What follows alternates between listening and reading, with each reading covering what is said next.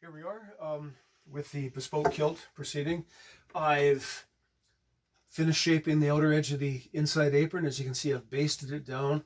And as I mentioned earlier, I decided to put in an extra row of basting because we're holding all of the bumpy bits in place where I want them to be, so that as I shrink it, I'm shrinking the parts I want and not the parts I don't want. So that's done.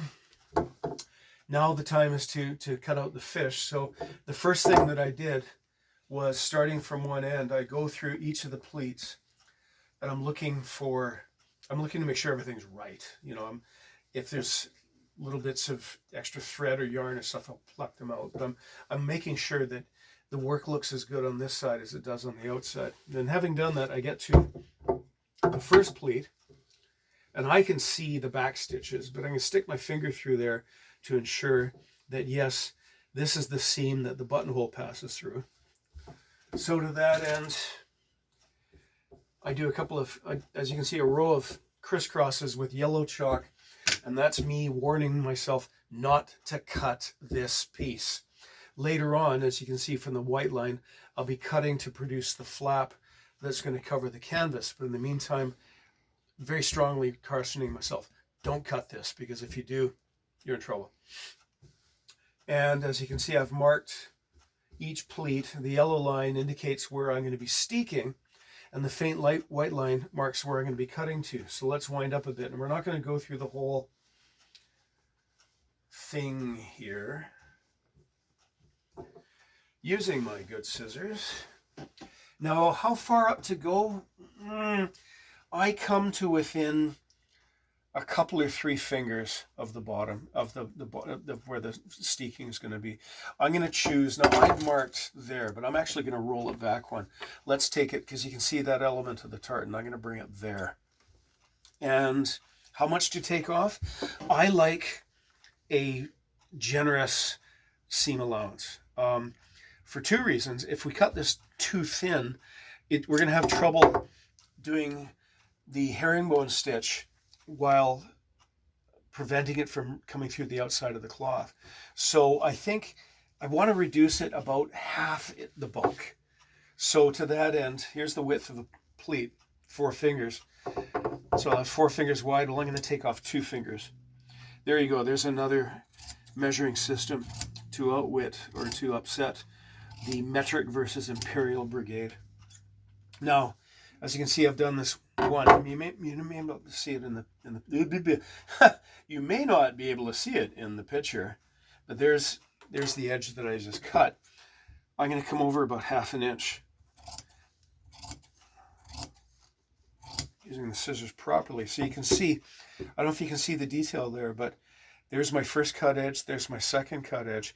That makes it smoother across the back. We don't want to feel an abrupt transition. We saw a few kilts ago where somebody they cut very shallow seam allowance, and they cut in a straight line, and even with the lining on, you could feel the step where it went from 100% to 10 or 15 or maybe 20%. It was too abrupt. So, and this is a great thing about cloth that's been laid out to the set, or to the stripe I should say, is that I can use the same element. You see that right there, the transition between blue and black? That's where I'm cutting. Now,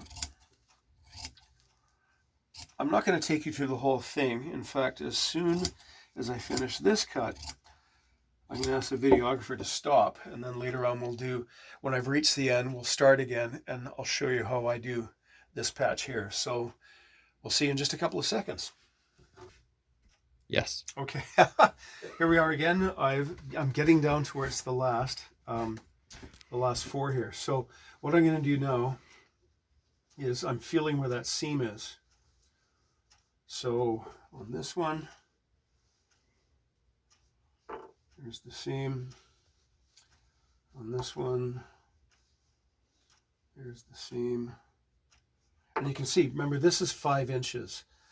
That white line, this is 5 inches from the top of the kilt, because that equals, it's the same width as my canvas, is 5 inches. So these ones are slightly more. That's like 5 1/4 or something like that. And once again, where's that seam? Where's that seam? There it is. And such. So often, frankly, I'll cut these out the same way. In fact, I'll cut these out the same way, and then because I'm tapering the top all the way till this one. So I'm going to carry on and do that. And where's that seam? It's right there.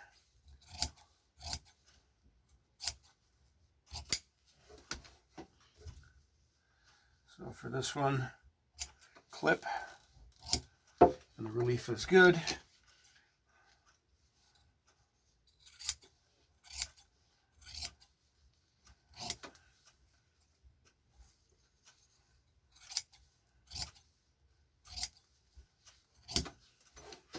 You can see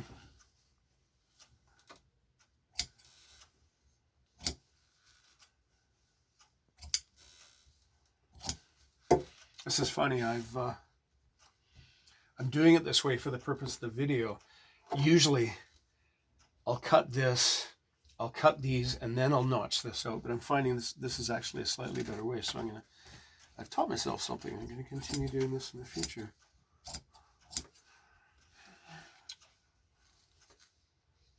I'm going to go over like this because I don't want too much of a transition right there. Okay, that's going to work. Now for here, where's that seam again? It is there. But I'm going to make 2 cuts. I'm going to cut like this. I'm going to find that cut. There we are. And when you got scissors as sharp as, shears as sharp as these are, you have to be really careful because this could easily go through 3 or 4 layers without even slowing down. And you wouldn't even notice it until that, oh God, moment when you realize that you've just ruined over $1,000 worth of cloth. So now there we are. Here's my last one. You remember there was the caution, don't cut me. Well, now I'm going to cut it, but I'm cutting it at the fold. A little bit past my mark. And with this, I'm just sort of feeling with the end of the shears. I'm just shy. This is the one place where I have a very small seam allowance because there's no way around it. So I fold it over. I'm just going to put these out of the way. I get really nervous laying shears on the cloth. Put this out of the way, and it's just about right. In fact, that's just fine. I'm not going to, when I put in the canvas, I'm not going to butt it so that the buttonhole is like so.